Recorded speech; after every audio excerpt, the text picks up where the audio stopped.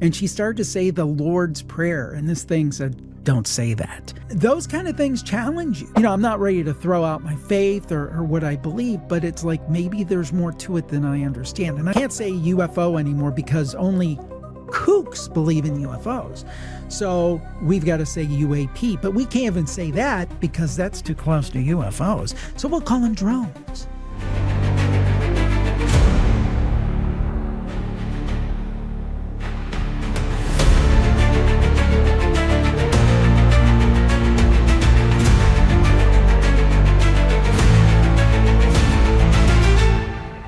Jim, welcome back to Shifting the Paradigm. How has it been so far for 2025 for you? So far off to a good start, but as we were talking, sometimes as the year goes along, it's like it starts off good and then a little bit of a train wreck. And at the end of the year, it's like, where did I go off the rails? But so far, so good. And so good to be with you. And thank you for the invite. A great way to start off the year. Oh my gosh, I'm so happy to have you. I've been having some burning questions, and I'm like, the only person to speak to on this is Jim Harold. So we're going to get straight into it. No fancy intros because we've had you on a handful of times. People know who you are. You're no stranger over here. So, my first question is, have you ever observed shifts in the types of paranormal stories shared over the years, perhaps maybe due to like cultural or technological changes?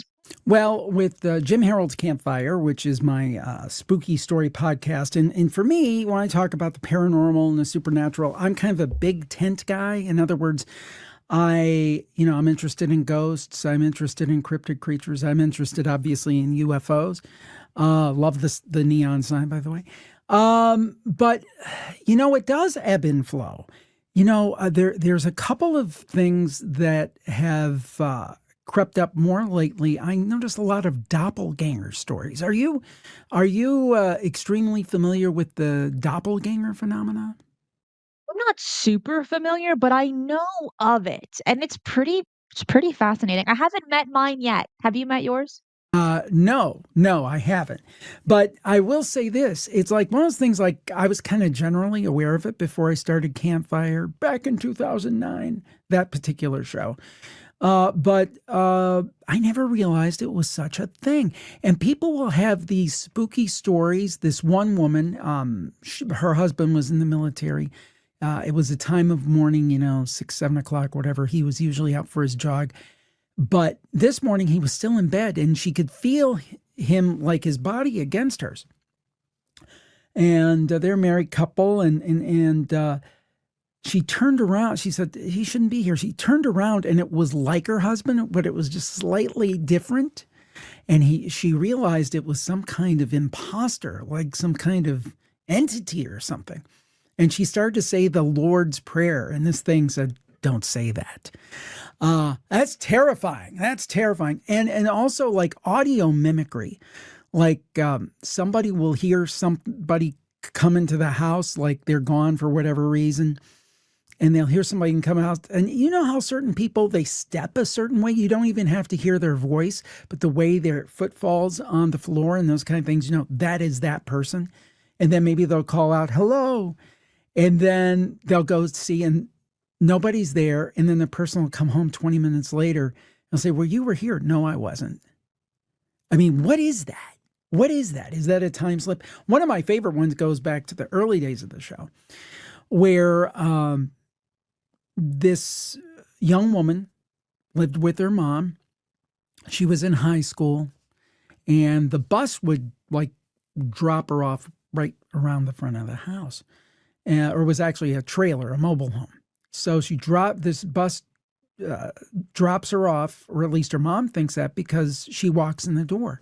And this girl walks up to her mom and starts cursing her up a blue streak, goes down the hall, slams her bedroom door. And her mom's like, what is that all about? Why?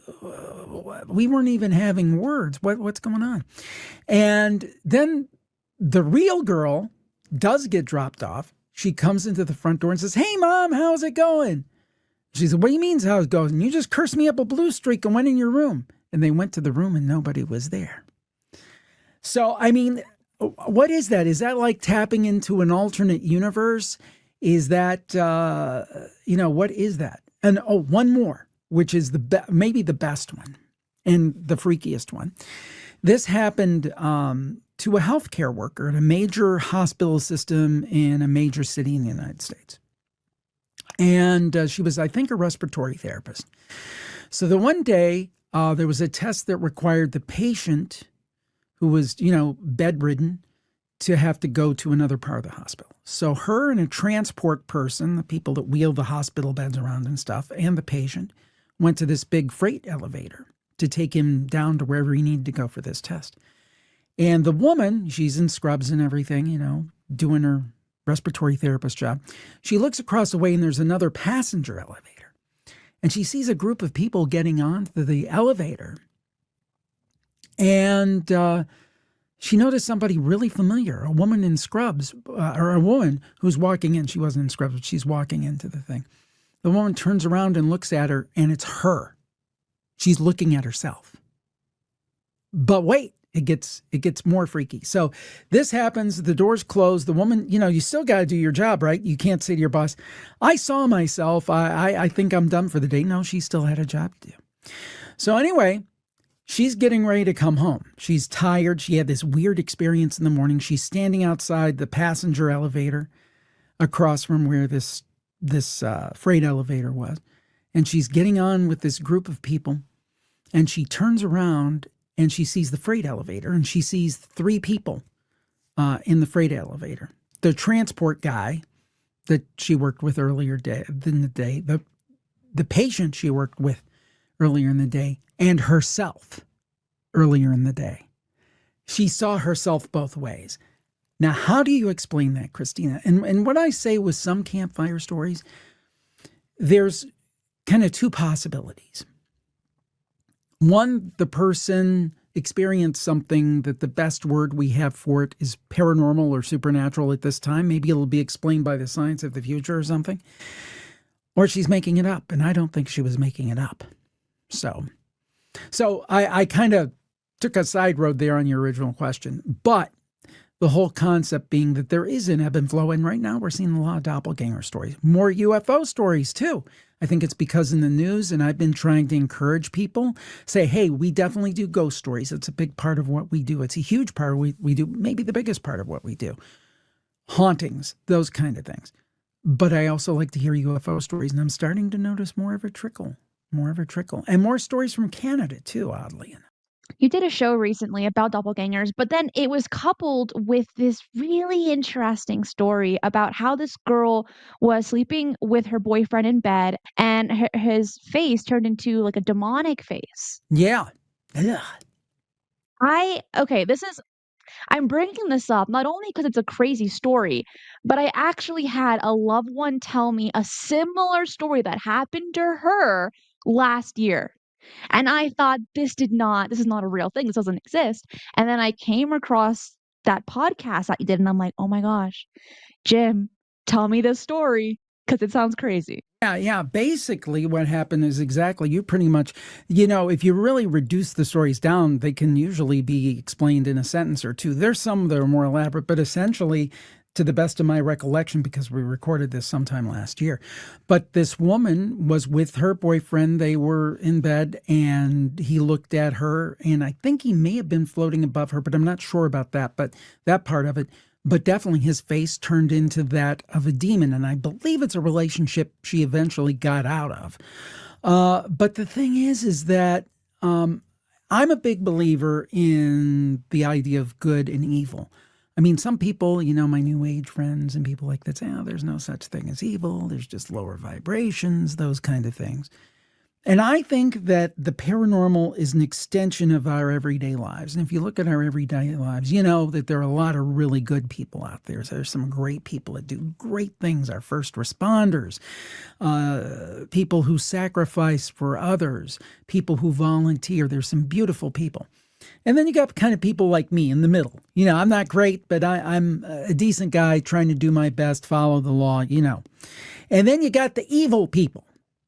And there are evil people. And I think the paranormal is just like that. You got a lot of good energy, and we talk about in the shows visitations from loved ones who have passed, kind of assuring signs. That's a big part of what we do. And kind of like stuff that's in the middle, it's like it's not either good or bad, it's just kind of in the middle. And then you've got the stone cold, like 12-foot demons and kind of things that people see. And I think that's all a part of it. And I think that sometimes, and I'm a little guilty of it too, when we lean into only the evil, in terms of like promotion and titling and those kind of things, we kind of leave that good part out, or we make it think people think it's all about the bad, but it's about good. I always say good, bad, happy, sad. It's all of it. And I think evil is real as much as people want to deny it. What is that saying? The biggest trick the devil ever pulled was convincing people he didn't exist. And I kind of believe that. I think evil is real. We only have to look at the headlines and things like serial killers and people that do awful, awful things. And I think, of course, there's things like mental illness and those things. I don't want to downplay those, but I think there's also pure evil. Just my opinion. I can get what you mean there. You have to have this balance. It's like yin and yang. You have to have good, you have to have evil. It's not necessarily always a vibrational thing, which that's a factor too, but you can't have one without the other. Like happiness and sadness. It sounds so cliche, but it's valid. It's These are cliches for a reason because they're true. I'm not saying they're all true, but I think that sometimes, there's a lot of truth in some of those things. And I think that that's the case when it comes to the continuum. And again, I will tell you, I'll give you a perfect example. I'm being very transparent here. Let's say we have a show. Usually the Campfire Show has 10 stories. And I could title an episode, Heartwarming Story from a Loved One. Or I could, and that there could be a story in there. It's about the heartwarming story of a loved one. Or I could have My Boyfriend's Face Turned into a Demon. Which one's going to get more downloads? Which one's going to get more views? You know the answer. And it's just a reality.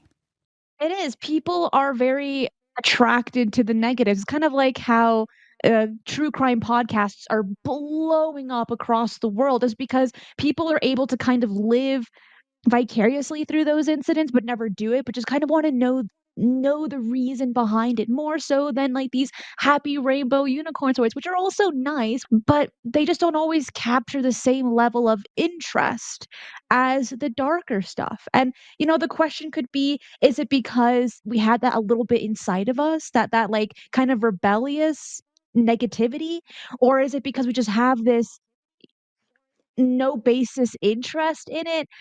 There's a lot of different possibilities as to why that is, but overall, people enjoy hearing the negative stories, like gossip. Gossip is always negative. Rumors, most of the time, but people love listening to it. No, it's true. Now, the thing I'll tell you about true crime podcasts, you might not even know I have a true crime podcast. And I know. I've had a true crime podcast that started in 2011, and I made one of the biggest blunders ever because that was before Serial came out. But I have a Plus Club, which, it's a big reason I can do this full time, and people are very supportive and we appreciate that. But I put the True Crime Show for the Plus Club only. I didn't make it freely available, which severely limited its audience. So, and we've done a couple hundred episodes, and what happens is I'll do it for a few years, I'll stop and I'll come back. But the show's now free to everybody, and it's Jim Harold's Crime Scene. But we try to certainly we cover some of the darker stories, serial killers, Jeffrey Dahmer, John Wayne Gacy, the people like that. But I usually talk with authors, and we try to make it a little more classy. And the truth is, I often think, if we say, he twisted the knife 27 times, I think that maybe that show would do better, but that's not the way I want to do it. I want to bring attention to the cases. Also, as a cautionary tale for folks, I often thought, if one person listened to the show and locked their door because they heard, the Crime Scene podcast, it's been worth doing it all these years. But we try to do it in a way that is not, what's the word I'm looking for? Sensational. Sensational. Where it'd probably do a lot better if I were more sensational, but it's not the way I want to do the show. But some of those No, I cases do. Some of those cases do fascinate me. I'm in the Cleveland area. You can notice by the little sign by my head. And there's a fascinating case here called the Torso Murders. And it was in the area of town where I grew up, even way before I was born, and it happened in the 30s. So not even I'm that old. But it was in the area of town where I grew up. A lot of the events happened, and a lot of the and also involved was Elliot Ness, which people know from the Untouchables and Al Capone and all that. He was in Cleveland at the time and was trying to track down the Torso murders. So I love those historic cases, examining those and talking about those. I think those are particularly fascinating. But I digress. You left me hanging, Jim. What's this torso? What happened? Well, there were, I don't know if it was several victims. And what they would do, and this is a little gross, but they would find torsos without heads, without arms. They would be cut off.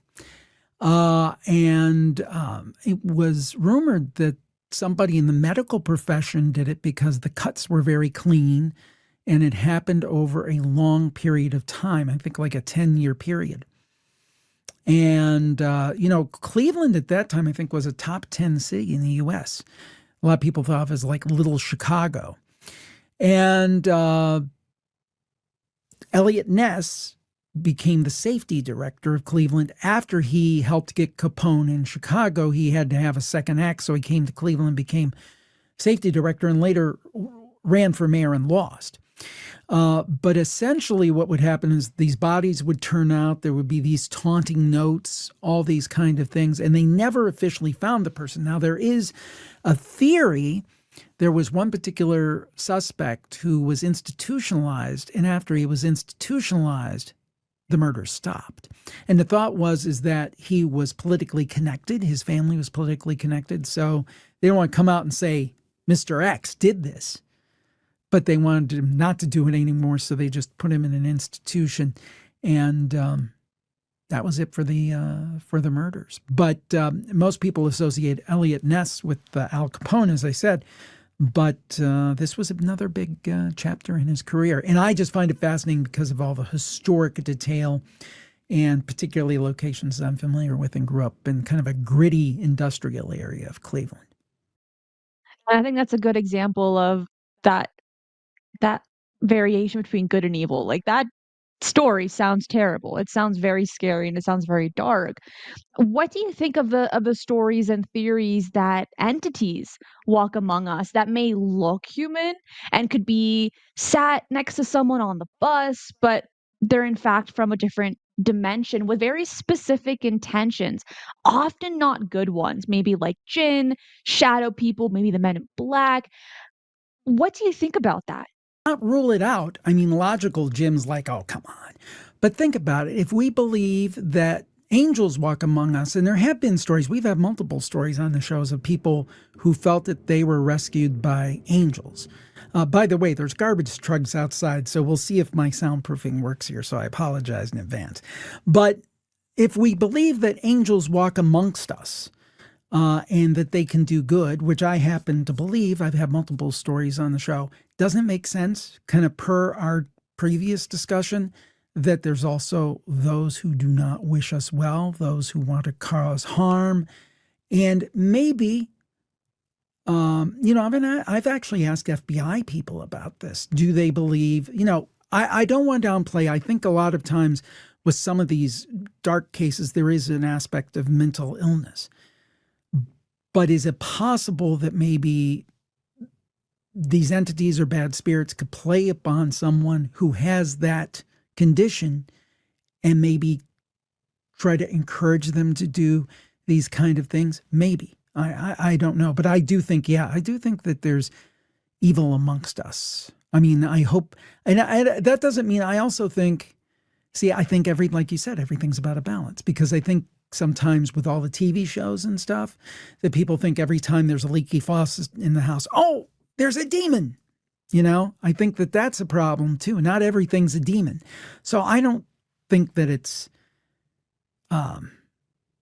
something you're going to run into every day, but I think it can happen. Yeah. Have you encountered any stories that challenged your preconceived notions about the paranormal? You've been doing this for almost 20 years now. Almost constantly, because I come from, I was brought up in the Christian faith, and I still consider myself of that faith. But there are a lot of things that you encounter, whether it's doing interviews with authors and experts on shows like the Paranormal Podcast, or it's campfire stories. And, reincarnation is another one. I've done a lot of interviews on reincarnation. And that's one where it doesn't neatly fit into my religious paradigm. But you do wonder when you hear of these young people who have these memories. I'll give you an example. We had a story from England one time. The name, I won't tell you the name of the story. It'll give away the story. But anyway, this woman called in, and this is in the early years of the campfire. And she said one day she was sitting at home with her family and her son, and they were in the parlor, I guess they called it, and had the windows open because it was a very nice spring or summer day. And the little boy was like 3 or 4 years old, and they had some kind of air show or something going on in the area. So like this biplane flew by, and it's like, the planes like they had in World War I, with the Red Baron and all that, with the dual wings and all that stuff. So the little boy chimes in. He says, "That sounds like the plane that killed me." And his mom's like, "The plane that killed you? What are you talking about?" When I had another mother, and my name was, I think he said Henry or something like that, totally different name, and the plane crashed into the house and killed me, and he started flailing about, and she's like, "I don't know what to think of that." And she said she didn't want to lead him on too much. She didn't want to ask a lot of questions because she didn't want to taint what he was saying in any way or influence what he was saying. And once he got older, he didn't remember any of it or anything. There was another one about a young woman who had a daughter, and this one's on my YouTube channel. And the gist of it is, I don't remember chapter and verse, but the gist of it was, her daughter kept doing something that she wasn't supposed to do. She was climbing up on to get something off of a shelf. And she said, "I told you not to do that. Now, I've told you multiple times you're going to sit here now until you learn you're not to do this and climb up on the shelf. You'll hurt yourself." And she's like, "Well, Mommy, you're right. Frida didn't listen and she died." And her mom went, what do you mean?" "Yeah, Frida. She didn't listen to her mommy, and she went down by the river and she drowned to death." And the mom was like this, like trying to figure out. And her mom went to all these extents to find out if there's anybody she saw. And she said she didn't watch unsupervised TV, so it's nothing she saw on TV. It's nothing in the books she had access to. She asked around to school, "Is anybody named Frida?" There was nobody. But yet she had this memory of this girl dying. My friend Frida. So, I mean, those kind of things challenge you. They challenge you're shifting the paradigm, right? It shifts the paradigm because you're like, I'm not ready to throw out my faith or what I believe, but it's like maybe there's more to it than I understand. And I think, people might say, "Well, Jim, you've been doing this awful long time. Does it get boring? Is it repetitive? Are you just doing the same thing over and over? Should you go on and find something else to do?" And I say no, because it's always interesting. There's always something new, and it's always challenging me and my kind of view of the world. And I think that when I started out, my view of the world was very narrow. UFOs are aliens. Ghosts are dead people. Bigfoot, if it exists, is an animal. I still kind of believe that one. But because I know some people talk about the interdimensional Bigfoot and things like that, and I don't know if I can buy into that. But my point is that the UFO question, now I'm more open to things like crypto-terrestrials, or is it interdimensional? Is it a time travel aspect? I'm not 100% convinced it is aliens, although I think it might be aliens.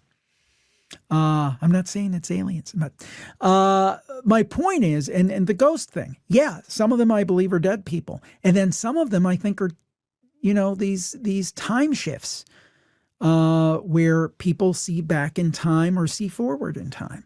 I don't think the explanations are as simple as I used to think growing up. And with all the years that you've been looking into this, hearing all the stories, interviewing all the people, what insights have you gained about human behavior and belief systems through these paranormal stories that you've encountered? Well, from the sense of most of our listeners and storytellers are English speaking.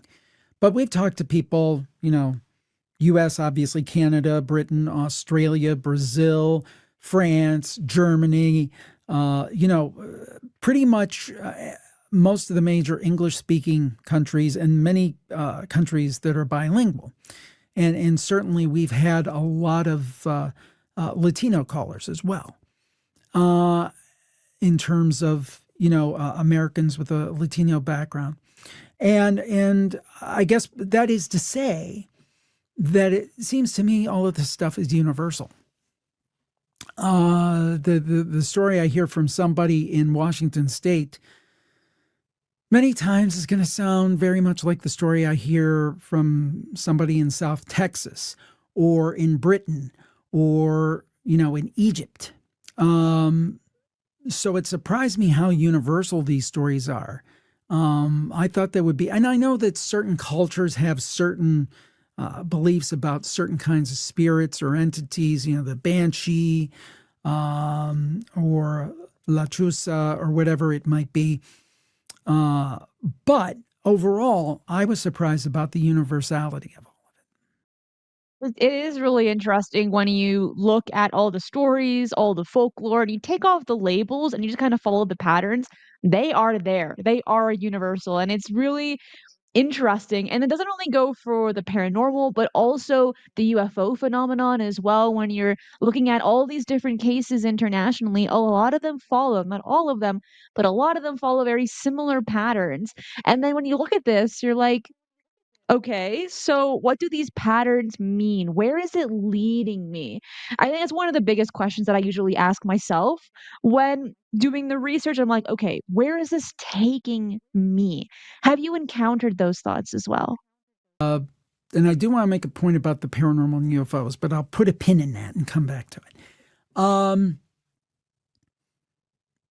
I'm quite a bit closer to the end than the beginning, being in my middle years. So it does make you think. The longer I do this, and the sad thing is we go on at time, more and more guests that I have had on the show over the years, they pass. I mean, just this last year, we had multiple guests who passed away. Jerry Pauly from Hillbilly Horror Stories, a great guy and a great podcaster, and a friend passed away. Another great guest, Jim Willis. You being in the UFO space will know the name Stanton Friedman, who passed away a few years ago. And I was actually at his last speaking event when he passed, and he was on his way home from that event and passed at the airport, which was a shock to me. So the more you see this over time, you're like, oh gosh, I'm mortal too. One of these days, they're going to be talking about me. And it does make you think about the themes that we explore in these shows, because they become all the more relevant the closer you get. And I hope I have another 20, 30 years on the planet. Maybe, if I'm really lucky, 40. But there are no guarantees, right? So the more you look into this, you're like, these questions are becoming more important as time goes on. I did want to make one point about UFOs and the paranormal. When I started the paranormal podcast, to me, it included UFOs. The paranormal included UFOs. Because to me, the paranormal, I think now the association, when you say the word paranormal, it's guys and women in black T-shirts going into a spooky location with a lot of gear. That's what it means. That's not what it meant to me. To me, the paranormal meant everything you would have seen on In Search Of or Unsolved Mysteries or Coast to Coast AM, all the unexplained stuff. It should have been All the Unexplained Stuff podcast, because that included UFOs. So for me, people think, oh, you do a paranormal podcast, that's on ghosts.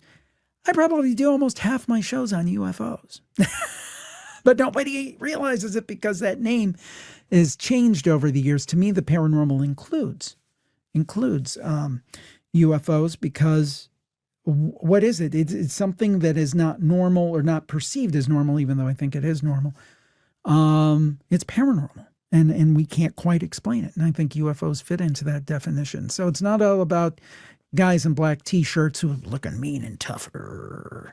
I feel like I should go to the gym, get some tattoos, maybe shave my head, and maybe that would boost the numbers of the show.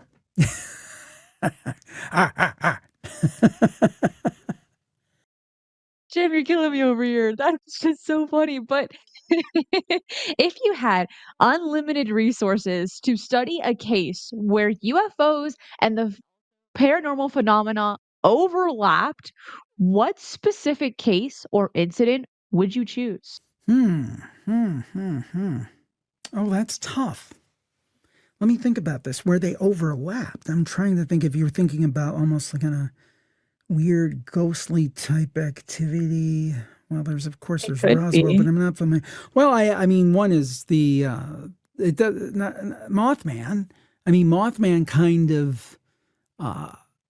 of fits that bill, right? Because it's been associated with UFOs, even though we don't know how much of that. But John Keelan knows that the Silver Bridge incident in I think '67. That would be one that I could think of. Stan Gordon has done a lot of work with UFOs and Bigfoot in Pennsylvania. The fact that they're both seen in similar places, which is interesting, and there do seem to be those spooky places.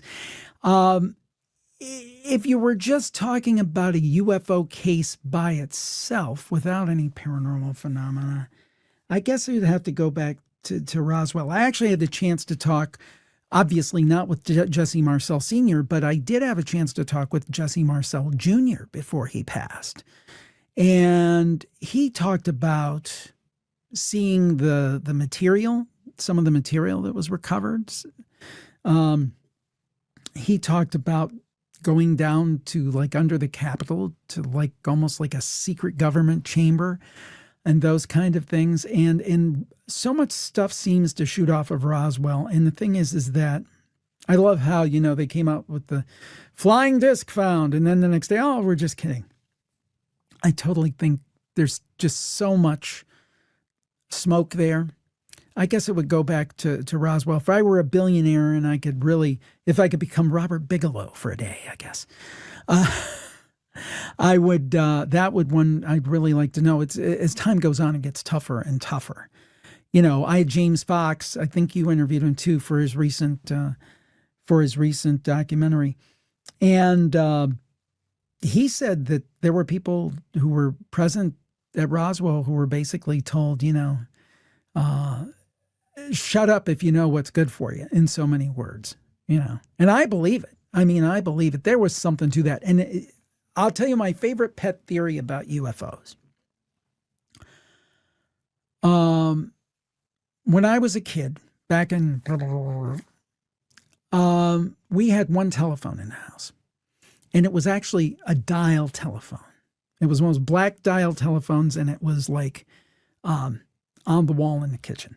It was one of those ones where, if you watch the old 70s, cop shows and detective shows, on Columbo, they use the receiver as a murder weapon. That's the kind of the kind of telephone that I grew up with, like a heavy piece of equipment. And now I've got my iPhone 16 Pro Max, right? I can communicate with everybody in the world, unless they're in China or some censored government. I can, access the knowledge. It's like the Library of Alexandria. I can access the knowledge of the world on it. All these great things.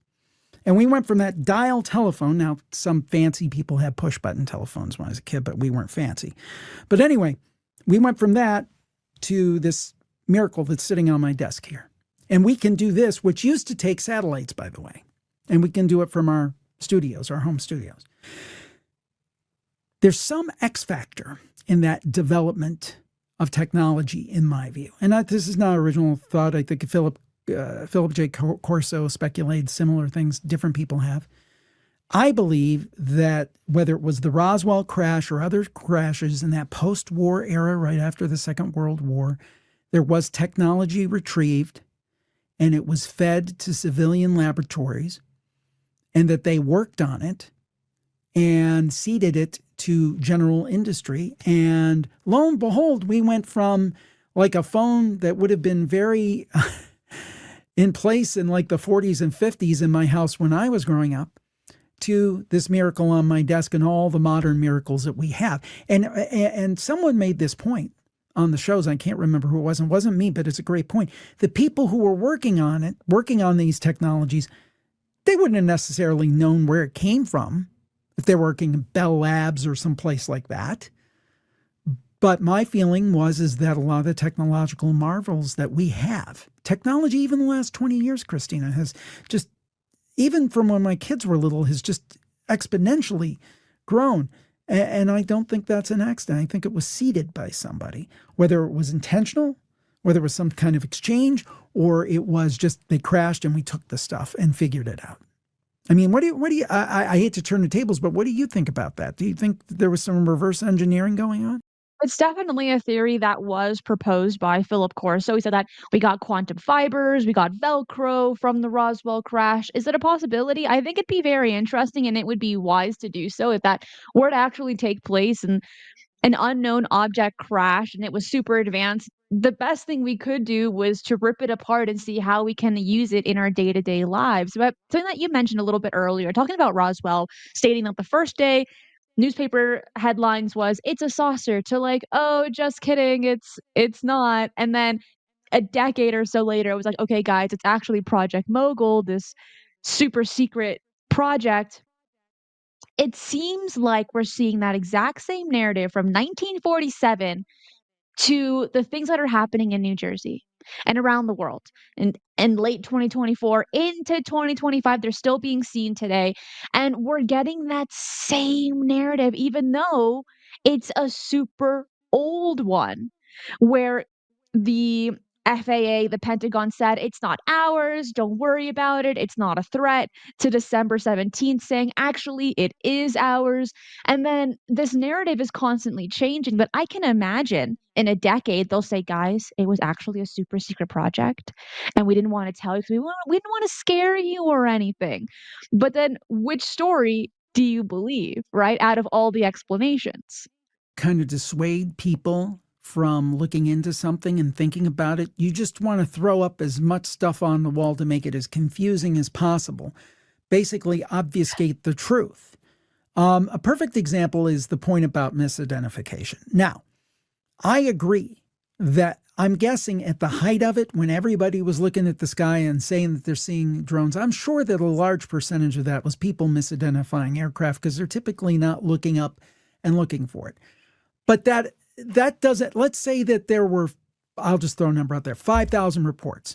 And let's say that, 4,500 of them were misidentification. Well, that still leaves 500.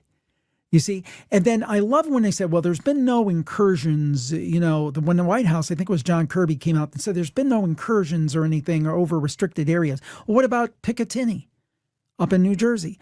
What about Wright-Patterson that was actually shut down, where you can hear the air traffic recordings that was shut down because of unknown drone activity?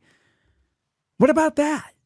So what it is basically a lot of times they'll take a kernel of truth and they'll put that forward as the whole explanation. And they'll say nothing to see here. And then, oh, by the way, now it's Christmas. Now it's New Year's. Everybody's forgotten about it. Then we've got other tragic stories in the news. The New Orleans situation, which was tragic. Of course, this horrible wildfire situation that's going on in Los Angeles, and our hearts go out to those people. But people, they know how the news cycle goes, because the news cycle, when something's hot, it's hot for a few days at most. And then people go on with their lives. They go on to the next thing, and next thing will be the inauguration. So they know people will forget about it. And then a few months from now, somebody will be like, well, whatever happened with those drones? I don't know. Baseball season's about. We've seen that too many times. We've seen it with the quote Chinese spy balloons that flew over the US in February of 2023. We saw that, and then it was hot, and then months passed by and they're like, "Wait, that happened? I actually forgot all about that." And it happened with Roswell. If it wasn't for Stanton Friedman, who you brought up a little bit earlier, people wouldn't have known about Roswell. They buried it so well for decades until Stanton was like, wait, hold up. Something weird going on in Roswell. Let me dig it up. And now it is the most famous case of all time. But even though we're seeing the same narrative from 1947 of giving you all these strange conclusions, they have consistently succeeded with burying the stories because of this news cycle. People don't wanna hear the same thing over and over again. They like the new stuff. I like that dopamine hit, right? But that's why I think in my case, my job is to make sure that these stories don't die, so that we're able to revise them, look at them, see the patterns, so that we don't allow history to repeat itself a year down the line, several months down the line. And I realize some things have to be kept secret. And I totally understand that. But the JFK thing is a perfect example. We're talking about something now over 60 years ago. What could they possibly release? Even if they said the Russians were behind it. Let's say that, because there is a theory out there that there was Russian involvement, and maybe the reason it was covered up was because it would have started World War III. Even if we found out the Soviets were behind it in 1963, which is not one of the high-ranking theories, but let's just say that's one of the worst theories, right? I don't think anybody in 2024 would say, let's attack Russia now as retribution 60 years later. Might be upset about it for a day or two. Most people don't care anymore, unfortunately. But what could they release that would be a national security risk 60 years later? So I think a lot of times, yes, there are legitimate national security reasons not to release some things. I get it, and I agree with it. But a lot of times I think it's used as, we don't want to release this, so we're just going to stamp it national security. that seems to be the thing, and it's unfortunate. It's just kind of like the narrative with the UFO phenomenon, what's going on. It's classified by some as a national security threat, and by others as Space Brothers here to save the world and cure cancer. But let me just mention this, and I'll make this very quick, is when we're looking at national security, in this case for UFOs in particular, we are able to then put manpower, equipment, and research into it because it is a threat more so than like if it was all okay, why research it, right? And it's unfortunate that the public isn't in the know of the data being collected on the research being done by the government aside from the Aero office, but that has not been good since its creation in 2022. Even when Dr. John Koslowski came in and gave his presentation to Kirsten Gillibrand, his presentation was 6, 7 minutes long, and it was,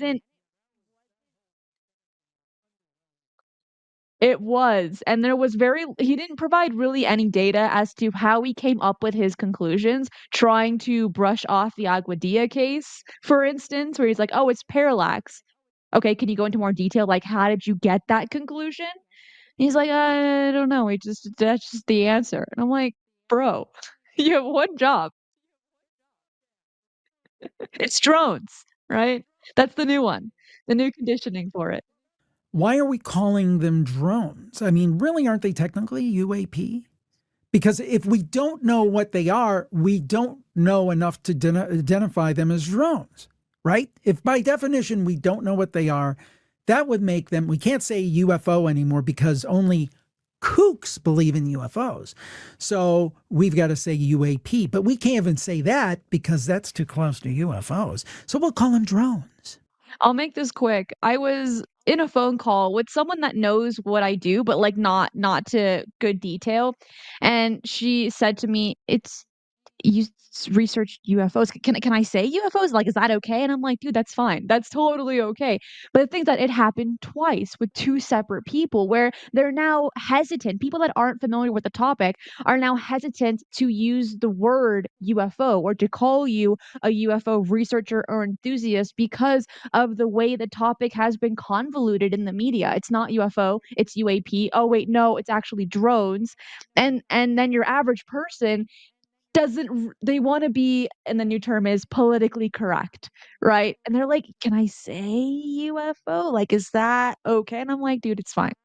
Okay, I'm not here taking off points off of you. It's all good." But I just realized that very recently in the last few weeks compared to a few years ago, people were like, "Yeah, UFO. I know that. You know that. That's your title." It's crazy how mentally how far we've come from the foundation of UFO to whatever this is now. I don't even know what the title is now, Jim, do you? No, you're right. You have a very good point. It's just obfuscation. It's, there's there's a saying I can't remember. I wish that if you can't dazzle them with You something, you baffle them with BS. I forget what it is. But I think that's exactly, if you can't dazzle them with something, you baffle them with BS, although you don't say BS. And I think that's basically what they're doing. So, I mean, I think the obfuscation will continue. Hope I'm wrong. And I do not think by any means 2025 is the year of disclosure. What I do think, and I've heard a lot of people echo this, is I do think that we're getting closer, with the James Webb Space Telescope and these hearings that we're having, the drip, drip, drip. I mean, maybe we're getting closer to some kind of disclosure, but I don't think there's going to be the president coming on television saying, yep, you've been right all along. There's aliens, there's interdimensional travelers, there's a few crypto-terrestrials too with these unidentified submersible objects. Yeah, you've been right all along. If people are waiting for that, I think you're going to be waiting a long time. Jim, thank you so much for being on the show yet again. Where can people find you online to stay up to date with all of your spooky stories that you share? Yeah, the central point there is on the screen, jimharold.com, JIMHAROLD.com. And of course, you can find the Paranormal Podcast, Jim Harold's Campfire, the Paranormal Report, Jim Harold's Crime Scene. You can find them all on your favorite podcast app. And also, I have a YouTube channel at youtube.com/Jim Harold. And those links will be in the description box below. Jim, thank you so much. Thanks, Cristina.